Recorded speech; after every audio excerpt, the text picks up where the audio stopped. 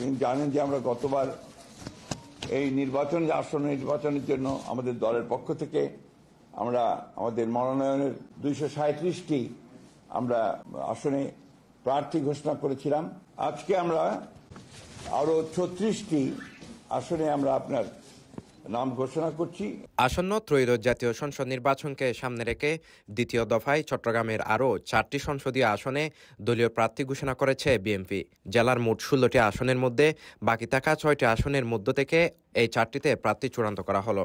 চট্টগ্রাম 3 মুস্তফা কামাল পাশা, চট্টগ্রাম 6 গিয়াসউদ্দিন কাদের চৌধুরী, চট্টগ্রাম 9 মোহাম্মদ আবু সুফিয়ান, চট্টগ্রাম 15 নাজমুল মুস্তফা আমিন, কক্সবাজার 2 আলমগীর মাহফুজুল্লাহ ফরিদ।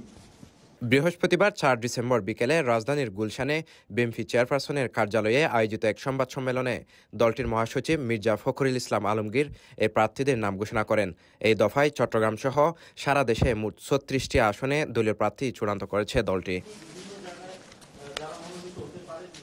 চট্টগ্রামে 4টি গুরুত্বপূর্ণ আসনে যারা দানের শীষের টিকিট পেয়েছেন তারা হলেন চট্টগ্রাম 3 সন্দ্বীপ আসনে বিএনপির সাবেক সংসদ সদস্য মুস্তফা কামাল পাশা, চট্টগ্রাম 6 রাউজান আসনে বিএনপির সাবেক কেন্দ্রীয় ভাইস চেয়ারম্যান গিয়াসউদ্দিন কাদের চৌধুরী, চট্টগ্রাম 9 কোতোয়ালি বাকলিয়া চকবাজার আসনে চট্টগ্রাম দক্ষিণ জেলা বিএনপির সাবেক আহ্বায়ক আবু সুফিয়ান এবং চট্টগ্রাম 15 লোহাগাড়া সাতখানি আসনে চট্টগ্রাম দক্ষিণ জেলা বিএনপির সিনিয়র সদস্য ও লোহাগাড়া উপজেলা বিএনপির সাবেক আহ্বায়ক নাজমুল মুস্তফা আমিন।